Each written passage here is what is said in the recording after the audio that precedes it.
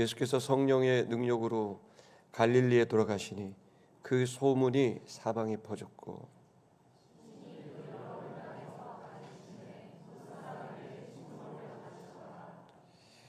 예수께서 그 자라나신 곳 나사렛에 이르사 안식일에 늘 하시던 대로 회당에 들어가서 성경을 읽으려고 서심해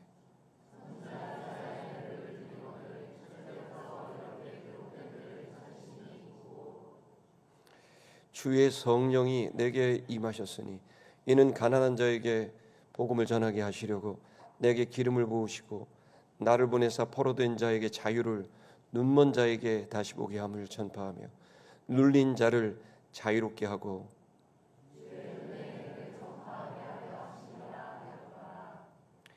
책을 덮어 그 맡은 자에게 주시고 앉으시니 회당에 있는 자들이 다 주목하여 보더라.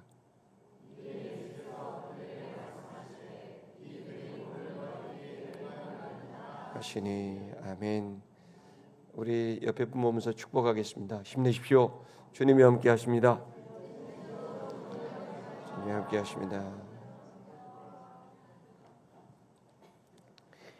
오늘의 주제는 하나님 나라, 이 세상은 어떻게 하나님 나라가 되는가입니다.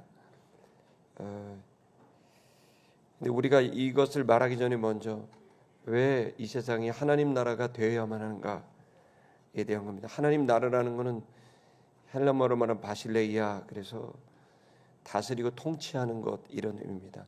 누가 다스리고 통치하느냐에 따라서 그 나라가 달라지고 성격이 달라지고 내용이 달라집니다. 오늘 우리 집사님 나오셔갖고 안수 집사님 나오셔서 국토기도 2011년부터 한 복음 통일 또 통일한국 또 선교한국을 위해 기도하는 일을 얘기해 주셨는데, 악한 사람들이, 거짓말하는 사람들이 지배를 하고 다스리면 북한 짝이 나는 거고, 그리고 선한 사람이 다스리게 되면 민주화도 되고 자유도 없고 힘도 얻게 됩니다. 누가 다스리느냐? 그것은 바로 주님께서 다스리는 그 나라를 우린 소망하고 있고 기대하고 있습니다.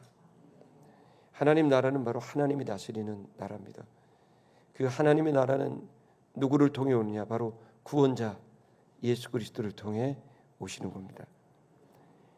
그래서 우리는 이 하나님 나라가 오기를 바라는데, 많은 사람이 굳이 꼭 하나님 나라까지 돼야 되냐, 좀 선진국이 되고 경제적으로 소득이 높고 또 주거에 고민이 없고 생활비나 이런 거 고민이 없으면 되지 않냐, 이런 생각도 합니다만은, 그러나 여러분, 우리는 사실 들여다보면 굉장히 잘 사는 것 같아도 잘 못 삽니다. 왜냐하면 우리는 우리 자신이 알고 있는 건 근본적으로 우리 안에 빈 공간이 있다는 겁니다. 아무리 큰 부자고 좋은 집에 살아도 그들하고 얘기하다 보면은 그때 마음속에 큰 빈 공간이 있다는 걸 고백하고, 그 고독감과 거기서부터 오는 스스로를 결핍이라고 흔히 말하는, 그리고 또 그 공허감, 불안감, 혼돈, 그런 거에 묶여서 그 부정적인 감정과 내적인 상태에 묶여서 말과 행동이 묶여버리고, 또 그리고 제대로 된 그것을 해결할 수 있는 방법이 눈에 들어오지 않고 대부분 다른 걸로 그 빈 공간을, 공허감을 채우려는 수많은 사람들을 봅니다. 제가 최근에도 이제 동성애에서 나오려고 하는 친구들이라든지 또 마약하는 친구들이라든지 또 두 관계가 되게 많이 연결되어 있습니다. 근데 그런 분들 볼 때마다 그들이 직면하고 있는 그 공허감과 빈 공간을 그들이 어떻게든 채우려고 하는 그 안타까움이 있습니다. 그래서 최근에도 캠섹스 이런 말이 있는데, 얼마나 우리 용산이 심각한지. 캠섹스가 뭐냐면은 동성애를 하는데 마약을 먹고 하는 겁니다. 그러니 여러분, 얼마나 자극적인 것까지 가는데도 그러나 해결되지 않습니다. 그 사람들을 도울 방법은 여러분, 주님의 나라가 그들의 마음속 들어가는 길입니다. 근데 그들만 빈 공간을 느끼는 게 아니고 이 땅에 살아가는 모든 사람들은 하나님과 단절된 이상 그 마음속에 늘 빈 공간이 있습니다. 그것은 어떻게 보면 육을 가진 우리들에게는 지고 가야 될 짐과 같습니다. 그러나 여러분, 이런 빈 공간이 있을 때 여러분, 거기로부터 우리 마음이 묶이고 또 거기에 보면 눈이 한쪽으로 눈이 가린 것처럼 도대체 어떻게 봐야 될지, 감정이 묶이고 나 어떻게 해야 될지 모르겠다, 어떻게 살아가야지 모르겠다. 요즘에 대부분의 사람들은 나 어떻게 살지 모르겠다. 청년들도 그렇게 생각하고 또 안 보인다, 미래가 안 보이고 마음이 눌려오고 답답하다. 이런 사람들이 너무나 많이 있기 때문에 이런 거를 보면 반드시 예수 그리스도를 통한 이 빈 공간이 성령으로 채워지게 됐을 때, 하나님으로 채워지게 됐을 때 여러분, 그 충만함이 그 사람의 인격을 이끌어가고 거기로부터 벗어날 수 있는 여러분 귀한 은혜를 체험하게 될 줄로 믿습니다. 바로 그래서 예수님 온 겁니다.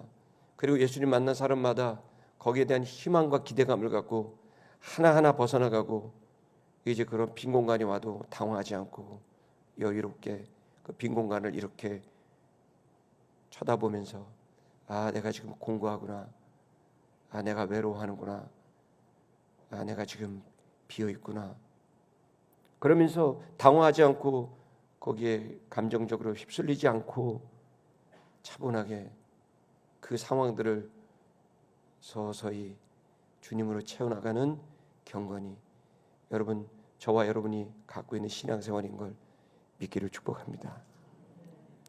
그러면 참 신기하게도 안 보였던 게 보여지고 감정은 차분하게 되고 불안했던 마음은 평온하게 되고 마음속에 은근히 기뻐지기도 하고 또 돈이나 사람 평가나 나 자신의 조급함에 어떤 것에도 얽매이지 않는 자유를 느끼면서 아, 내가 천국은 살아서도 이런 경험을 하는데 죽으면 얼마나 놀라운 경험을 할까, 그러면서 천국을 소망하고 기대하게 되지 않습니까? 저도 목사지만은 많은 유혹과 시험이 있지 않겠습니까? 그런 것 앞에 나 자신의 통장 잔고를 보면 마음이 우울할 때도 있고 또 내가 어떻게 뭘 지도하고 결정해야 되는데 지식도 부족하고 내가 참 부족하구나, 그런 생각할 때마다 결정은 해야 되겠는데 계속 시간을 오고 그러면 에라 모르겠다 사인하기 전에 마음속에 불편한 마음이 있지만 그때 차분하게 골방에 들어가서 아버지 어떻게 할까요? 그러면 어쩔 때는 깨달음을 줄 때도 있고 어쩔 때는 아무 말씀 안 할 때도 있고 그러면 주님 제가 믿고 어쨌든 하겠습니다. 그렇게 결정하고 나면은 마음이 얼마나 홀가분하고 기쁜지 모릅니다. 여러분, 이 시간 주님께서 우리 안에 이 빈 공간에 찾아오실 준비를 하고 있습니다. 이 시간에 여러분이 이 예배가 끝나기 전에 주님의 영으로, 예수님으로 여러분의 내면이 가득 채워지는 놀라운 체험이 있기를 주의 이름으로 축복합니다. 그래서 제가 볼 때는 사람은 살면서 세 지점에 이르는 것 같아요. 첫 번째 지점은 내 영혼의 빈 공간, 그것을 볼 수 있는 지점. 두 번째 지점은 그걸 어떤 것도 어떤 사람도 채울 수 없다라는, 내 스스로 그 빈 공간을 채울 수 없다라고 하는 자기 한계를 깨닫는 지점.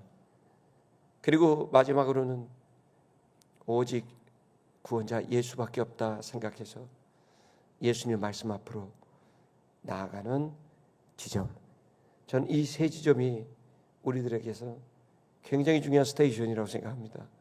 저와 여러분이 이 세 가지 역에 들어가게 되길 축복합니다.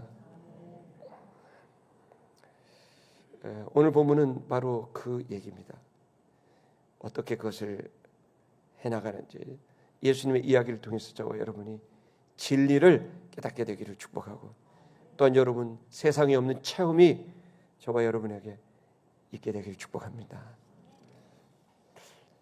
한번 볼까요? 우리 14절의 말씀을 한번 보겠습니다.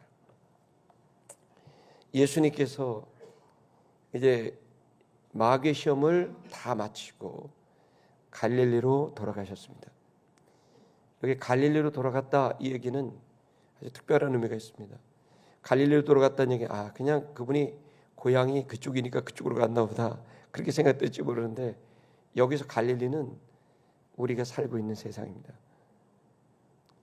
이 갈릴리는 원래 뜻 자체가 헬라어 히브리어 모두가 둘러싸인 곳입니다. 어떤 곳이라고요? 둘러싸인 곳입니다.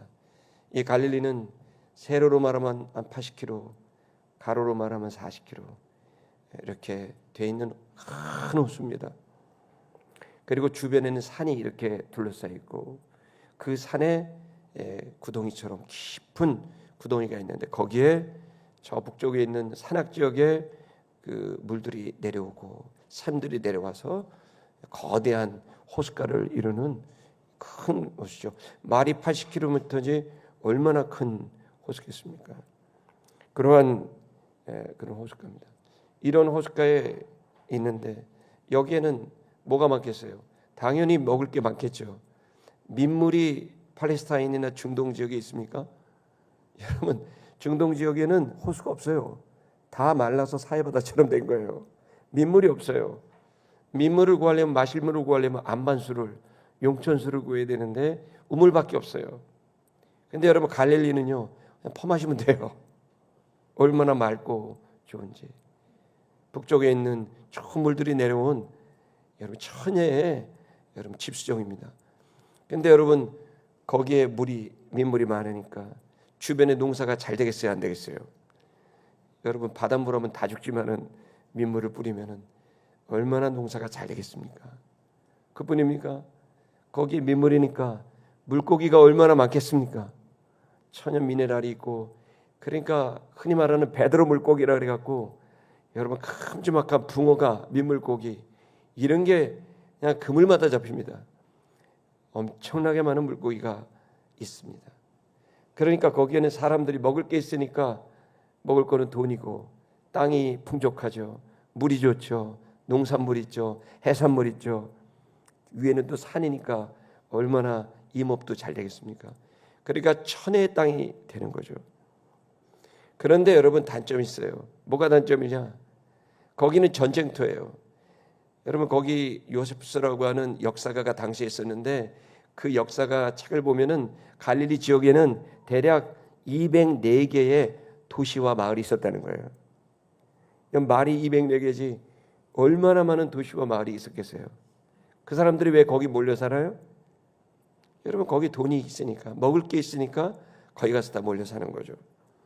그러니까 거기서는 내가 뭐 창업만 하면은 옆에가 다 경쟁자야. 내가 좀 괜찮은 거 창업을 하면 비슷한 게 옆에 또 생기고 그러니까 경쟁의 경쟁.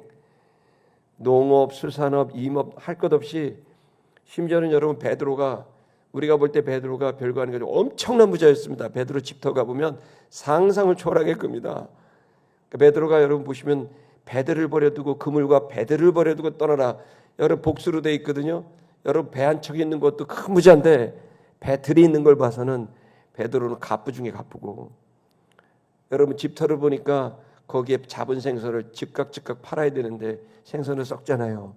그러니까 여러분, 그거를 가공하는 공장도 있었을 것이고, 염장하는 시설도 있었을 것이고, 그걸 갖다가 유통하는 것도 있었을 것이고, 그러니까 여러분, 단순히 어부가 아니라 엄청난 부자인데 그 모든 것을 내려놓고 예수님을 쫓은 거예요.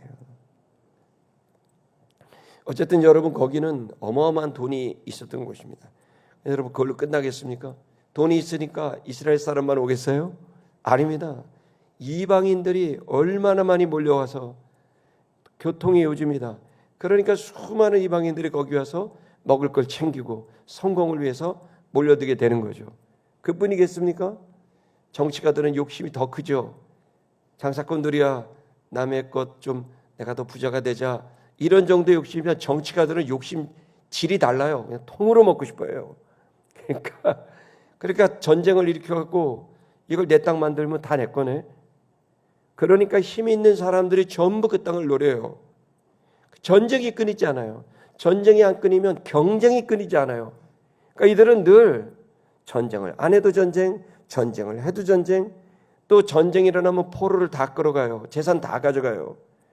그러니까 이들은 너무나 풍요한 땅에 살아서 하루하루 살지만 늘 불안감에 있고 그 속에서 빈부격차가 있고 그 속에서 마음이 눌린 사람들이 가득한 곳이 바로 갈릴리인데, 따지고 보면 서울 아닙니까? 따지고 보면 대한민국 아닙니까? 저만 그렇게 생각하는 걸로. 여러분, 그런 곳입니다. 여러분, 이사야 9장 1절을 보면 갈릴리에 대한 기록인데 한번 보겠습니다. 갈릴리에 대한 9장 1절 읽겠습니다. 시작. 전에 고통받던 자들에게는 흑암이 없으리로다. 옛적에는 여호와께서 스불론 땅과 납달리 땅이 멸시를 당하게 하셨나니 후에는 해변길과 요단 저쪽 이방의 갈릴리를 영화롭게 하셨느니라. 갈릴리를 뭐라고 불러요? 이방의 갈릴리. 왜 이방의 갈릴리예요? 지역적으로도 예루살렘을 중심으로 본다면 변방이고, 또 실제로도 이방인들과 접해 있었던 그러한 지역이고, 또 더 실제적으로 수많은 이방인들이 여기 와서 장사를 했고, 또 더 우리가 알 수 있는 건 수많은 이방인들이 힘 있는 군사들이 와서 이들을 포로로 끌려갔던, 지배를 했던 여러분 그런 땅이 바로 갈릴리입니다. 여러분, 이곳에 사는 사람들이 겉으로 볼 때는 행복해 보여도 속으로 보면 전부 다 심령이 파산의 직전에 이르는 불안감에, 또 그리고 마음속에 두려움에, 또 혼돈에 여러분 마음이 새까맣게 타들어간 사람들 아니겠습니까? 바로 여기에서 예수님은 사복음서로 보면 80%의 사역을 갈릴리에서 했습니다. 그리고 이곳에서 복음을 전하게 될 때 많은 유대인들과 이방인들이 예수님 믿어갖고, 여러분 꼭 유대인이 아니더라도 예수님을 통해 구원을 받아들인 수많은 이방인들이 여기서 오게 됐고, 이들이 각자 자기의 나라와 도시로 가서 또 예수에 대한, 예수가 구원자라는 소식을 전파하게 되는 그런 일들이 성경에 이렇게 흔적으로 남아 있습니다. 여러분, 지금 제가 말씀드리고 싶은 건 저와 여러분들이 이런 혼돈의 시대를 살고 있습니다. 지금 힘 있는 사람은 통째로 나라를 먹으려고 그러고, 또 힘이 조금 있는 사람은 부분 먹으려고 그러고, 지금 우리들은 뭘 해도 늘 마음속에 편안하지가 않는 시대입니다. 그래서 여러분, 사람들이 이렇게 부자가 되는데도 늘 마음이 좋지 않습니다. 그러나 여러분, 사실은 돈의 문제도 정치의 문제도 아니라 더 근본적인 문제가 있는데, 그건 바로 우리 영혼의 빈 공간입니다. 그것은 바로 하나님이 창조하실 때 우리 안에 두셨던 하나님이 거하셔야 될 공간입니다. 하나님이 인간을 만들 때 흙으로 창조하시고 그 코에 생기를 불어넣으셨단 말이에요. 바로 하나님의 생기, 하나님의 생명, 그것이 거할 공간이 인간에게 있는데, 죄로 인해서 하나님의 신이 단절되게 되니까 그것은 빈 공간으로 남아있게 돼서, 아무리 좋은 걸 먹어도, 아무리 좋은 옷 입고 좋은 집 살아도 왠지 모르게 공허하고 외롭고 쓸쓸하고 눌리고 답답하고 어두워지게 되는 게 인간의 모습입니다. 여러분, 이 공간 주님으로 채워야 될 날이 여러분 시작된 걸 믿기를 축복합니다. 그 갈릴리로 찾아가셨습니다. 다시 우리 14절의 말씀을 볼까요? 거기 보면 그랬는데, 거기를 갔는데 갈 때 성령의 권능으로 돌아가셨다 이렇게 되어 있습니다. 성령의 권능으로. 그러니까 이거 보니까 어떤 분이, 제가 설교 똑똑히 들었어요. 바로 직전에 막 성전 꼭대기에 올라가고 산에 올라가고 막 그러니까 24절 말씀에 성령의 권능으로 돌아갔다 그러니까 초자연적으로 축지법 쓴 것처럼 설교를 하시는 분을 내가 들었는데, 그거는 저기 북쪽에 있는 김정은 씨나 아니면 정명석 씨나 이런 사람들이 축지법을 쓰는 거고, 예수님은 여기서 축지법 쓴 게 아니고, 성령의 권능이란 말은 바로 예수님의 사역이 늘 성령 충만으로 성령의 인도를 받아 사역하셨음을 말하고 있는 상징적인 선언인 거예요. 그리고 이사야 61장 말씀을 하면서 성령이 내게 임하셨으니, 주의 신이 내게 임하셨으니, 그 말씀을 시작하려고 끄집어낸 선언의 말씀입니다. 저와 여러분이 성령 충만하기를 축복합니다. 안 그러면은 여러분, 우리가 이 세상에서 쳐놓은 그 지식과 감정으로 우리는 살다 보면 성령 충만하지 않으면 우리는 이상한 방향으로 갈 수가 있기 때문에, 여러분, 여기서 예수님도 성령 충만하셔서 따라가셨다면 저와 여러분에게도 성령 충만이 있기를 바랍니다. 성령 충만은 딴 거 없습니다. 회개와 기도입니다. 아멘입니까? 회개와 기도로 갈망하고, 하나님, 나는 회개합니다. 주님께 돌아갑니다. 주님 일 하고 싶습니다. 당신의 영으로 채워지기를 원합니다. 구하고 찾는 자에게 가장 좋은 것, 성령을 주실 줄로 믿습니다. 이제 소문이 사방에 퍼졌습니다. 그 좁은 204개의 도시 마을마다 소문이 쫙 퍼졌어요. 이 예수라는 자가 나타났다. 그러면서 사람들이 막 이제 일어나기 시작했고 소문이 퍼지게 됐습니다. 15절의 말씀 보겠습니다. 15절을 보니까 그때 예수님이 그 사역을 할 때 그 예수님에 대한 평가를 말하는 겁니다. 그 평가는 뭐냐면, 친히, 그것은 주님은 직접 하셨어요. 이때까지만 해도 제자가 없어요. 모든 걸 직접 하신 거예요. 그러니까 여러분, 모든 역사는 한 사람으로부터 시작하고, 정확히 말하면 말씀을 받은 나로부터 시작하는 걸 믿기 바랍니다. 가정의 변화도 나로부터 시작하고, 교회의 변화도 나로부터 시작되는 거고, 여러분, 이 도시와 나라와 열방의 변화도 나로부터 시작되는 걸 믿기 바랍니다. 친히 직접 하는 겁니다. 근데 직접 하는데 자기만 주장하는 게 아니라, 여기 보니까 무사람, 무시라는 말은 모든, 파스, 모든 사람, 에브리, 모든 사람들에게 칭송을 받으시더라, 이렇게 돼 있어요. 칭송받았다는 말은 독사조라고 돼 있어요. 이게 뭐냐면, 독사조는 하나님의 영광이라는 뜻이고 영광스럽게 하다, 이런 뜻인데, 영광스럽게 하다는 뜻은 뭐냐면 하나님의 뜻에 맞도록 만들어져서 하나님이 드러나게 됐다, 하나님이 계시되게 됐다, 이런 의미입니다. 그래서 그 빛이, 하나님의 빛이 나오는 걸 영광이라고 그러는 겁니다. 그래서 여기 보면 영광스럽게 칭송을 받았다, 이런 말은 예수님을 볼 때 저 사람 참 똑똑해, 저 사람 참 능력이 있어, 이렇게 사람들이 본 게 아니라 모든 사람들은 똑같이 예수님 봤다는 거예요. 저 사람 하나님의 말씀대로 하는 것 같아. 저 사람 하나님의 말씀이 드러나. 저 사람은 하나님이 자꾸 느껴져, 라고 하는 예수님의 사역의 그 형태가 나 잘났어가 아니라, 우리 교회 잘났어가 아니라, 능력 있어가 아니라, 바로 하나님의 말씀이 그 속에 드러나고 배어나오는 그런 형태로 사람들에게 평을 받으며 예수님의 사역했다는 것은 너무나 귀한 일입니다. 여러분, 우리 모두 이렇게 영광스러운 사역이 되길 축복합니다. 나를 입증하는 사역이 아니라 하나님을 입증하고 드러내는 영광스러운 사역이 저와 여러분에게 임하게 될 것을 축복합니다. 그 상태로 가르쳤어요. 그러니까 듣죠.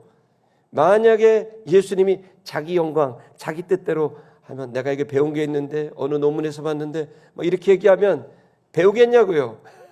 하나님 말씀이니까 나사렛 예수에게 배우는 거죠. 여러분도 이 시간 제가 여기 설 자격이 안 됩니다. 여러분 저보다 훨씬 더 좋은 학교, 똑똑하고 IQ도 좋고, 저 이제 100도 잘 안 되거든요. 그런데 이렇게 목사 되고 가르치고 이렇게 되는 거는, 제가 가지고 있는 모든 권위의 유일한 근거는 성경입니다. 그러니까 담임 목사는 성경을 제일 많이 봐야 돼요. 아멘. 다른 근거가 없어요. 내세울 힘이 없어요. 하나님의 말씀이라는 이 근거를 가지고 가면 하나님의 말씀이 배어나오는 것 같고, 또 하나님의 말씀이 드러날 때 여러분 거기에서 배움의 질이나 깊이는 한 사람이 아니라 하나님의 그 깊이와 질로 인도되어져 가는 놀라운 여러분 은혜가 있을 줄로 믿습니다. 예수님도 그렇습니다. 학교도 안 다녔고 그는 노동자였습니다. 그런 사람을 누가 듣겠습니까?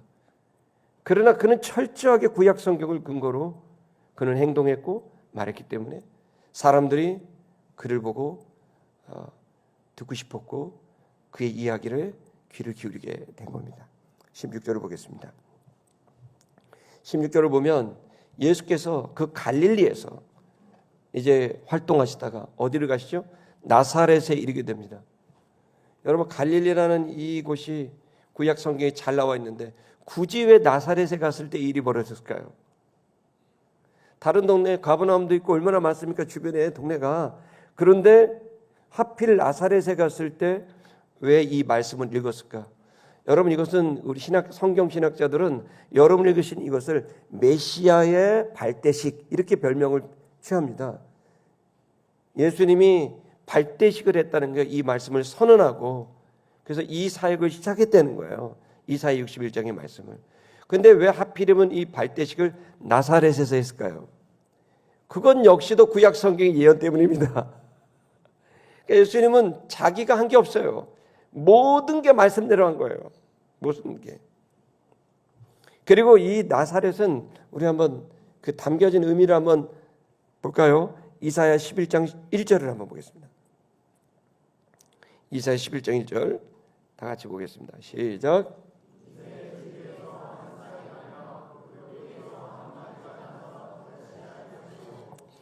여러분, 이새가 누구죠? 다윗의 아버지죠. 자, 우리가 족보 누가복음 봤죠? 자, 다윗까지 갔고 다윗에서 솔로몬으로 안 가고 다른 계대로 흘러간 걸 우리가 계보를 봤습니다. 특별한 계보입니다.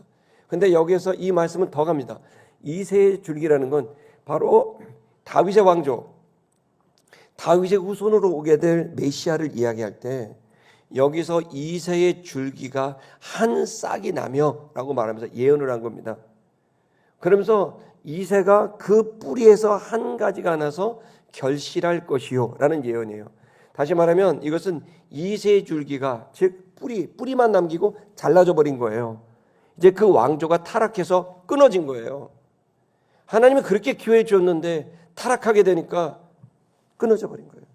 그러니까 그루터기만 남은 거예요. 뿌리하고 밑둥만 남은 거예요. 이제 끝났다 생각을 했는데 끝난 게 아니었어요. 그 뿌리에서 뭐가 나요? 한 가지가 나왔다. 그 한 가지가 결실을 하게 될 거다.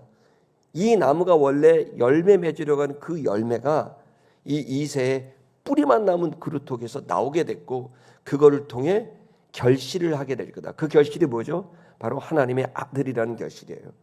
그 이제 인간은 하나님과의 관계가 단절됨으로 그 빈 공간 고어감이 살아가는 죄악으로 결박당하고 그리고 그 속에서 무지하게 되고 진리에 이르지 못하게 되고 늘 진멸 살게 되는 이 고통과 멸망에 이르게 될 이들을 구원하기 위한 그래서 새로운 영원한 하나님의 아들이 되게 하는 그 첫 열매 그 결실이 이새의 후손에게서 나오게 됐는데 그 후손이 하나의 가지를 통하여서 열매를 맺게 됐다는 거예요. 그럼 그 가지가 어디냐? 그게 가지가 뭐죠? 그게 바로 넷제르, 바로 나사렛이란 뜻이에요.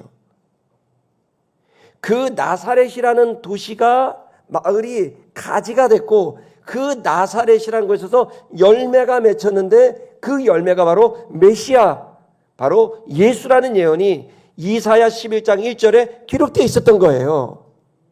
그래서 예수님은 굳이 나사렛까지 찾아가셨고 그 나사렛에서 그 한 가지 네자렛에서 이제 나사로에서 그 열매로서 본인이 사역을 시작하게 된 거예요. 얼마나 예수님이 철저하게 말씀에 따라 가셨는지. 그래서 나사렛이라는 말은요, 가지의 나뭇가지의 마을이란 뜻이에요. 나뭇가지의 마을.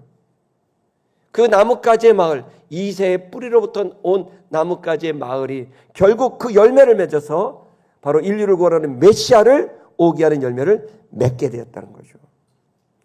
이 700년 전 예언은 이제 예수님이 나사렛 회당에 들어가심으로 이제 그것이 성취가 되게 된 겁니다. 그렇다면 그 열매는 무엇 하려고 이 땅에 오셨는가? 그 얘기가 바로 여러분이 읽으신 본문에 나와 있는 내용이겠죠. 여러분, 이곳에서 우리 한번 16절의 말씀을 들어가 보도록 하겠습니다. 그 나사렛, 다시 돌아갈게요. 나사렛에서 나시게 됐습니다. 그러면서 이 나사렛은 그런 곳으로서 존재하게 됐죠. 그러니까 예수님은 철저히 우리가 예수님의 사역이 성공되었다는 것에 대한 힌트를 얻어야 돼요. 첫 번째는 예수님은 철저하게 말씀대로 하셨다는 거예요. 여러분, 계속 여러분에게 말씀드립니다. 성경을 읽으셔야 됩니다. 성경을 읽지 않는 기독교는 없고, 성경을 읽지 않는 사역도 없고, 당연히 성경을 읽지 않는 사역자는 공감에 빠질 것이고, 그리고 그는 묶일 것이고, 그는 짓눌릴 것입니다. 그러나 반대로 성경을 읽게 되고, 그리고 성경을 통해 하나님 말씀을 듣게 되고, 그 들은 말씀을 마음에 지키게 되면 여러분, 그는 축복의 사람이 되어서 그 모든 현실과 내면과 정신과 이 연약함을 완전히 극복하고 거기에 영향을 받지 않는 사역자로 설 수 있는 기회가 열리게 됨을 믿기를 축복합니다. 그러면 예수님은 어떻게 이렇게 말씀의 사람이 될 수 있었을까요? 그 뒷구절이 나옵니다. 뭐라고 되어 있죠? 그가 자기 규례대로 들어갔다는 거예요.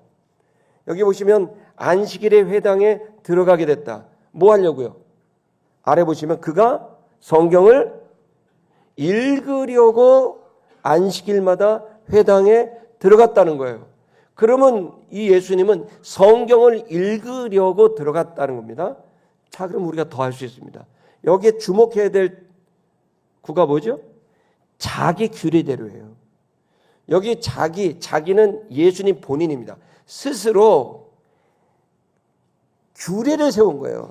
여기 규례라는 거는 율법이란 뜻이 아니고, 여기 보시면 원전 노트를 여러분에게 좀 나눠드리게 됐는데요. 그 원전 노트를 보시면 거기에 보면 애도라고 되어 있을 거예요.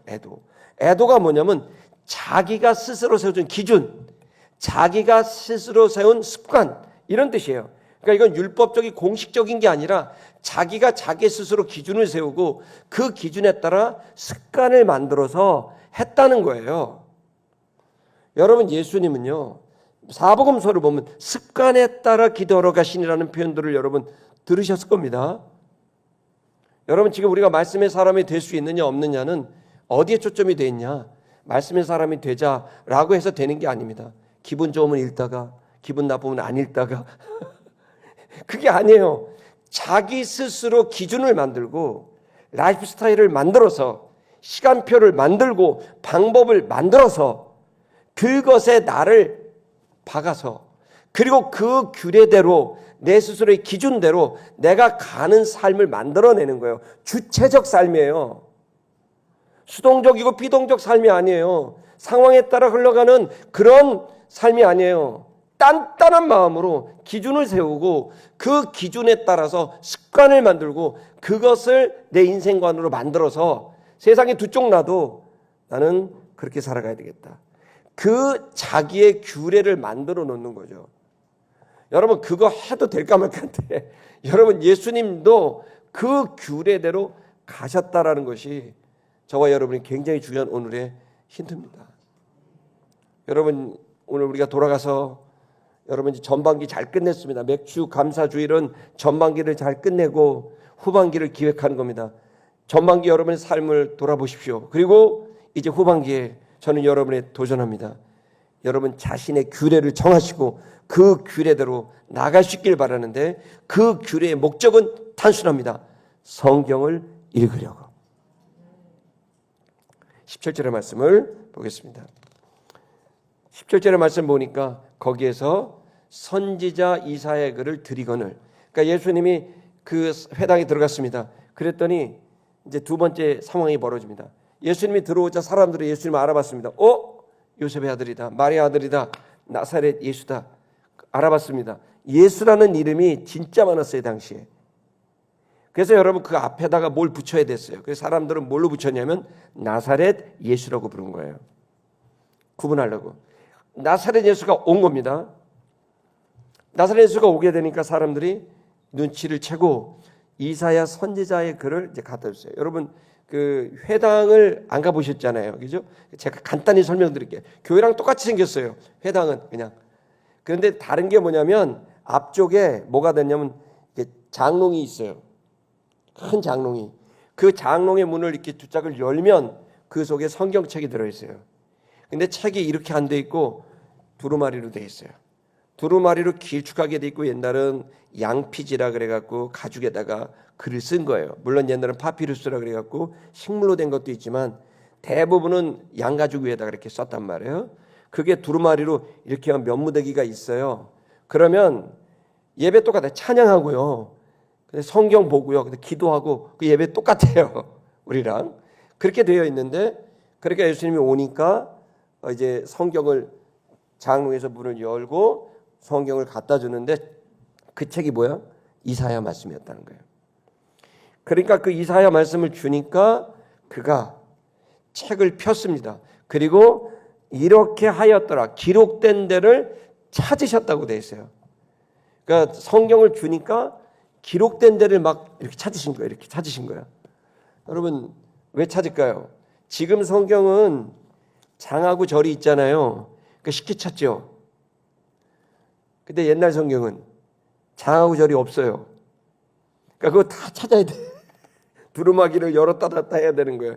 그러니까 여러분 꼭 제가 천국 가서 이 장과 절을 만든 사람을 찾고 싶은 열망이 있어요. 왜냐면 누군지 아무도 몰라요 지금. 이 성경 구약과 신약의 모든 66권을 장과 절을 어떤 사람이 만들었어요. 번호를 붙였단 말이에요. 근데 누군지 아무도 몰라요. 미스테리야. 이번에 천국 가서 우리 다시 물어봅시다. 장절 만드신 분 한번 물어봐야 돼. 그러니까 장절, 요즘은 또 페이지까지 되니 얼마나 좋겠어요. 여러 가지 설이 있지만 다 누구도 인정하지 않아요. 장절은 누가 만들었는지 몰라. 어쨌든 중요한 건 예수님 때는 장과 절이 없으니까 예수님이 찾으신 거예요. 찾으셨어. 뭘 찾았냐면 지금 이사야 61장 1, 2절에 해당하는 그 구절을 막 찾으셨다는 거예요. 그러니까 예수님은 이미 이사야를 그냥 통으로 알고 있었다는 거예요. 완전히 성경을 그냥 알고 있었다는 거예요. 어느 부분에 뭐가 있다는 걸 알고 찾고 계셨다는 거죠. 얼마나 예수님이 성경의 사람이었는지를 우리가 알 수가 있는 거죠. 그러니까 어떤 성경을 찾았습니까? 그게 바로 이사야 61장 1절의 말씀입니다. 우리 방송 시험 한번 보여주시겠습니까? 이사야 61장 이 구절을 찾은 겁니다. 한번 다 같이 읽겠습니다. 시작. 주 여호와의 영이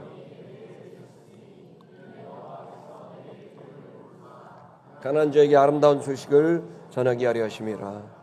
나를 보내사 마음이 상한 자를 고치며 포로된 자에게 자유를, 갇힌 자에게 노임을 선포하며 2절 여호와의 은혜와 우리 하나님의 보복의 날을 선포하여 모든 슬픈 자를 위로하되. 그렇죠. 여러분 이제 예수님은 거기에 누가 보면 이렇게 기록되어 있지만은 이게 이제 문단으로 되어 있으면 아마 꽤나 긴 구절을 이야기하셨을 거라고도 생각됩니다. 근데 이제 문단으로 되어 있으니까 5절까지가 한 문단인데 한번 3절도 한번 읽어볼까요? 그러니까 여호와의 신이 메시아에게 임했고 그 메시아가 가면 포로된 자에게 자유를 선포해갖고 복음을, 아름다운 소식을 전파하게 되니까 그 갇혔던 사람들, 묶였던 사람들, 눌렸던 사람들이 자유함을 얻게 돼서 그 슬퍼하고 괴로워하고 고독했던 사람들이 변화되기 시작하게 됐다. 그 구원자로 인해서 변화가 시작됐다는 것이 3절 이하인데 우리 어떻게 변화되는지 그 예언의 말씀을 한번 읽어보겠습니다. 3절 읽겠습니다. 시작. 무릇 시온에서 슬퍼하는 자에게 화관을 주어 그 죄를 대신하며 기쁨으로 그 슬픔을 대신하며 찬송의 옷으로 그 근심을 대신하시고 그들이 의의 나무 곧 여호와께서 심으신 그 영광을 나타낼 자라 일컬음을 받게 하려 하심이라. 그 메시아가 나와갖고 가난한 자에게 복음을 선포하게 되고 주의 신이 임해서 막 사역하게 되니까 시온에서 슬퍼하는 자들이 슬픈 화관이라는 것은 기쁨의 관인 거죠. 그 기쁨의 관을 주죠. 제 대신 기쁨의 기름을 붓고 그 슬퍼하고 괴로워하고 어두웠던 사람들이 기뻐하고 즐거워하고 그 슬픔을 대신하게 하고 찬송의 옷, 막 찬송이 터져나오고 근심을 대신하게 하시고 그들이 의의 나무, 의로운 자가 됐고 그리고 여호와께서 심으신 영광을 나타내 주님이 드러나는 영광스러운 명예로운 수치스러운 자들, 감옥에 눌려 있고 억눌려 있고 파산당하고 괴로워하고 눌려 있었던 이 수치스럽고 여러분 그렇게 부끄러운 그런 사람들이 그 메시아를 통해서 완전히 그들은 기쁨의 사람으로, 의로운 자로, 영광스러운 자로, 명예스러운 자로 완전히 바뀌게 되는 기적이, 구원이 일어날 거라는 예언이 여기에 기록되어 있었던 거예요. 그건 그들이 자신만 바뀌는 게 아니라 4절은 다른 사람들까지도 변화시키는 자로, 엄청난 선한 영향을 끼치는 자로 바뀐다는 거예요. 4절도 읽어볼게요. 이 예언이 있는 거예요. 시작. 그들은 오래 황폐되었던 곳을, 황폐한 성읍, 곧 대대로 무너져 있던 곳을 중수할 것이며, 그 사람들은 이제 그 기쁨으로 회복될 뿐만 아니라 영광스럽게 될 뿐만 아니라 이제는 황폐했던 곳을 다시 쌓고 무너졌던 걸 다시 일으키는 부흥, 리바이버, 다시 살아나게 하는 황폐한 성읍들, 대대로 오랫동안 무너져 있던 것을 다시 중수하고 재건축하고 재개발하고 완전히 새롭게 하는 그러한 역사를 감당하는, 부흥을 일으키는 그런 자들이 될 거라고 예언하게 된 거예요. 5절도 말씀 볼까요? 5절 읽겠습니다. 시작. 외인은 서서 너희 양떼를 칠 것이요 이방 사람은 너희 농부와 포도원지기가 될 것이며. 그들이 막 그렇게 일어나면 그들의 힘만 되는 게 아니라 외부인들, 이방인들, 그런 사람들이 그 구원받은 자들을 돕게 될 것이다. 첫째는 유대인들이고 둘째는 예수 그리스도를 믿게 되는 저와 여러분 교회인 줄로 믿습니다. 6절도 읽겠습니다. 6절 시작. 오직 너희는 여호와의 제사장이라 일컬음을 받을 것이라. 사람들이 너희를 우리 하나님의 봉사자라 할 것이며 너희가 이방 나라들의 재물을 먹으며 그들의 영광을 얻어 자랑할 것이니라. 제사장, 여호와의 제사장 나라다. 그리고 너희 집단은 제사장이다. 제사장이 뭡니까? 하나님과 사람 사이에 그 막힌 담을 해결해 주는, 여러분 구원을 주는 그런 역할 아니겠습니까? 사람들이 너희를 우리 하나님의 봉사자라고 말할 것이고 이방 나라들의 재물을 먹을 것이며 그 영광을 얻어 자랑스러운 자가 되게 될 거라는 이 엄청난 부흥에, 이거 이사야 우리 말씀할 때 그때 우리 구체적으로 보십시다. 근데 이런 예언의 말씀이 있게 된 거예요. 자, 그러면서 예수는 오셔서 이 수치스러운 우리들을 영광스럽게 바꾸고 완전히 눌렸던 우리들, 결핍 속에서 공허하고 방황하고 눈이 어뒀던 우리들의 눈을 띄우고 질렸던 우리들을 자유를 주고 힘을 얻게 하고, 여러분 다른 사람을 살리고 공동체를 일으키는 부흥의 주역으로 우리를 쓰시겠다는 이 역사를 나사렛에서 지금 선포하시고 시작하게 되셨다는 겁니다. 다시 우리 원문으로 돌아가겠습니다. 17절의 말씀을 보시면 그렇게 됐고, 그러시면서 예수님이 그 글을 읽으십니다. 18절을 보겠습니다. 18절. 그러시면서 그 구절을 이렇게 말을 합니다. 주의 성령이 내게 임하셨으니. 예수님은 다시 말합니다. 주의 성령의 충만함을 받고 예수님이 공생애를 하셨음을 믿기 축복합니다. 그렇다면 여기 열쇠 우리도 똑같습니다. 거듭 말합니다. 저와 여러분, 저도 그렇고 여러분도 그렇고 성령이 여러분에게 임해야 됩니다. 임하려면 여러분 의사를 보여야 됩니다. 주님, 당신의 거룩한 영 받기를 원합니다. 그러면 나를 회개하고 내 안에 들어오시도록 여러분 진정성 있는 회개가 여러분 성령 충만케 하실지라고 믿습니다. 그런 간구가 우리 세티미션교회 가득하고 한국교회에 임하게 되기를 축복합니다. 그러면서 주의 성령이 임하는데 그 성령은 일을 할 수 있는 권능이 임하는 겁니다. 이것은 그렇게 성령이 임해야 될 이유는 because, 왜냐하면 그가 기름을 부으시면, 하나님이 기름을 부어주신다고 한다면, 내게 가난한 자에게 복음을 전하게 하시려고 기름을 부어주신다고 한다면 이런 말입니다. 하기 위한 거다. 그러니까 가난한 자다 이렇게 표현하면 우리가 생각할 때는 물질적인 가난함을 생각할 수 있습니다. 그러나 그것도 포함될 수 있겠죠. 물질적인 가난함도 우리한테 너무 힘들어요. 왜냐하면 그것도 힘든 거니까. 그런데 여기서 말하고 있는 건 예수님이 마태복음 8복에서도 말씀하신 것처럼 가난한데 뭐가 가난하다? 심령이 가난하다라고 말한 거죠. 바로 영적인 파산자입니다. 심령이 가난한 겁니다. 다시 말하면 마음이 난 가난해서, 결핍이 있어서, 없어서 늘 허전하고 늘 두렵고 용기가 생기지 않고 여러분 현실적인 필요가 그 결핍이 생기게 되면 건강이 없으면 용기가 꺾입니다. 여러분 용기가 꺾입니다. 인기가 없고 사람이 떠나면 내 주위에 사람이 없고 그러면 마음속에 외롭고 내가 아무것도 못할 것 같고 나는 소외된 것 같고 그러면 여러분 결국에는 사람이 있고 없고의 문제인 것 같지만 심령의 문제고 돈이 있고 없고의 문제인 것 같지만 심령의 문제고 결국 내면의 문제고 결국 그 빈 공간, 결핍, 그 공고함은 마음이 얻는 거거든요. 여기서 가난한 자에게 복음을 전하게 하신다는 말은 현실적인 건강이나 돈이나 인기도 말하는 거지만 그 본질은 뭔가 하면 심령이 가난한 그 마음속에 불안함이 있고 공고함이 있고 외로움이 있고 자신감이 없는 그들에게 복음을 전하게 하시려고 성령의 기름을 부어줘야 된다는 겁니다. 여러분 우리가 지금 이 교회를 한 이유가 뭡니까? 우리가 이렇게 모여 기도하게 되는 이유는 첫째는 여러분들이 여러분 안에 있는 가난한 심령이 주님으로 채워지길 위해서 우리가 이 자리에 모인 줄로 믿습니다. 두 번째는 뭐냐면 또한 우리 주변에 그 빈 공간이 있다는 걸 직면한 그 지점에 이르는 내 영혼은 지금 너무나 곤고하고 내 영혼은 지금 비어있고 나는 텅 빈 인간이며 나는 혼란하며 모르며 난 아무것도 할 수 없다라고 느끼는 바로 그 사람들, 여러분 그 사람에게 복음을 전하게 하기 위해서 저와 여러분이 있다는 사실을 믿기를 축복합니다. 그래서 우리에게는 지금 심령을 볼 수 있는 영적 안목이 필요합니다. 여러분 이 시간 그런 영의 눈이 열리고 그들에게 나아갈 수 있는 이 사명을 감당하는 저와 여러분 되기를 축복합니다. 그걸 그 뒤에는 구체적으로 이렇게 세 가지로 말하고 있습니다. 그 가난한 자, 심령이 곤고한 자에게 복음을 전하는 이 사역을 위해서 그 다음 구절 넘겨주십시오. 성령을 주셔서 나를 보내신다 이렇게 되어 있습니다. 나를 보낸다. 여러분 주님은 우리를 보내십니다. 아멘.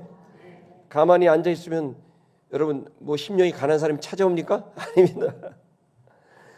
여러분 이걸 알아야 됩니다. 예수님도 마지막 유언할 때 가라 모든 족속으로 제자를 삼아라. 가라 그랬습니다.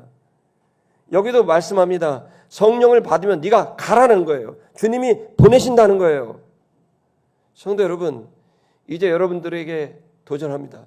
전반기 때 여러분들 별로 안 가셔갖고 여러분들만 지금 자꾸 생각하시고 내 마음은 어떻다, 내 심령으로 내 생활은 어떻다, 내 가족은 어떻다, 내 자식은 어떻다 이랬습니까? 여러분 하반기 여러분 도전합니다. 여러분의 친구에게로 이웃에게로 생판 모르는 사람에게도 여러분이 갈 수 있길 바랍니다. 근데 제정신이 못 갑니다. 성령 충만해야 갑니다. 이게 성령 충만하지 않으면 절대 안 갑니다. 괜히 말 붙였다가 망신 나가지 않나. 여러분 저는 내성형이 아주 극단적인 사람입니다. 사람 만나는 것도 싫어하고 새로운 사람 여러분 새신자 오고 그러면 얼굴 마주치는 게 엄청 어렵고 마음이 불편하고 말도 자꾸 이상하게 나오고 막 그럽니다. 그런데 여러분 그러나 주님이 성령 충만하게 되면 넉살을 부리고 가서 손도 잡고 처음 본 사람도 막 허그도 하고 뭐 그렇게 되는 겁니다. 이게 성령 충만하면은 마음이 바뀌고 갈 수 있는 힘이 생기고 용기가 생기고 여러분 그렇기 때문에 성령 충만이 첫째입니다. 성령 충만함을 받으면 갈 수 있게 되는 줄 믿습니다. 누구에게 갈까요? 나를 보내사 누구에게 보낼까요? 전파하려고 보내시는 겁니다. 포로된 자에게 전파하려고. 포로된 건 묶인 겁니다. 여러분 마음이 공고하면 공고한 심령이 가난하면 묶입니다. 감정이 묶입니다. 나는 외로운 사람이야. 거기 묶입니다. 나는 혼자야. 거기 묶입니다. 나는 피곤해. 거기 묶입니다. 다 묶입니다. 거기에서 완전히 자유를 잃어버리고 거기에 묶입니다. 난 가난해. 묶입니다. 난 늘 도와주는 사람이 없었어. 거기 묶입니다. 그래서 마음이 공고하게 되고 심정이 가난하게 되면 그 심령의 파탄이 일어나면 그 파탄된 상태의 감정이 나를 묶어버리고 그리고 자유를 잃어버리게 되고 눈이 멀어버립니다. 안 보입니다. 보이지 않아요. 미래도 안 보이고 누가 내 친구인지 나를 사기치는 사람인지. 그래서 심령이 파탄 날 때 사기를 제일 많이 당해요. 사기꾼은 꼭 어려울 때 찾아와요. 부자 안 찾아가요. 완전히 털어먹으려고 사기꾼은 어려운 상황에 처해지는 사람만 골라가요. 왜? 어려움에 처하면 눈이 안 보여요.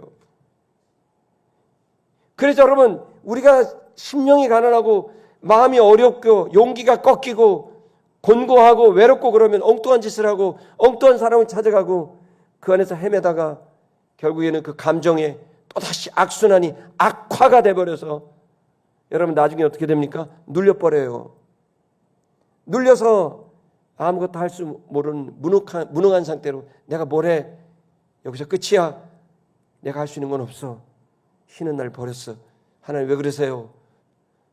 그러면서 완전히 자기 스스로가 자기를 묶어버리고 나중에 눌려버려서 여러분 오금이 저리면 아무것도 못합니다. 용기가 꺾입니다. 여러분 그런 사람들은 어떻게 해요? 그 전파한다는 말은 말입니다. 전파하는 겁니다. 말로 그들에게 자유 포로된 자에게 너 포로될 필요가 없어. 눈먼 자에게 이것이 진리야. 네 빈 공간을 채울 수 있는 건 딴 거 없어. 돈도 아니고 사람도 아니야. 어떤 것도 안 돼. 예수 그리스도 그분밖에는 너를 채울 수가 없어. 성령님이 너한테 채워줘야 네가 되라고 여러분 전파하는, 여러분 입술을 여는, 나아가서 여러분 입을 여는 여러분 되길 축복합니다. 예수 그리스도를 부끄럽게 여기지 아니하시고 여러분 담대하게 예수가 구원이라는 사실을 말할 수 있는 여러분 나팔수가 되기를 축복합니다.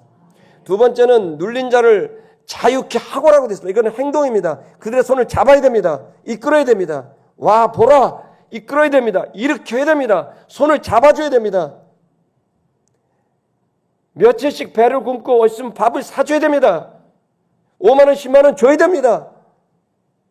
그들의 손을 잡고 일으켜줘야 됩니다. 그들과 시간을 보내야 됩니다. 여러분 눌린 자는 눌려서 어떻게 나와요? 일어나 그러면 못 일어나요. 눌려서 가위 눌린 것처럼 완전히 눌려버렸는데 말을 한다고 됩니까? 누군가 구원자가 손을 잡고 이끌어줘야 나올 수가 있는 거예요. 여러분 성령 충만해서 나아가셔서 그 사람들에게 구원의 길이 있음을 선포하고 두 번째는 그들을 손을 잡아 이끌어 낼 수 있기를 주의 이름으로 축복합니다. 그리고 마지막 선포해 줘야 됩니다.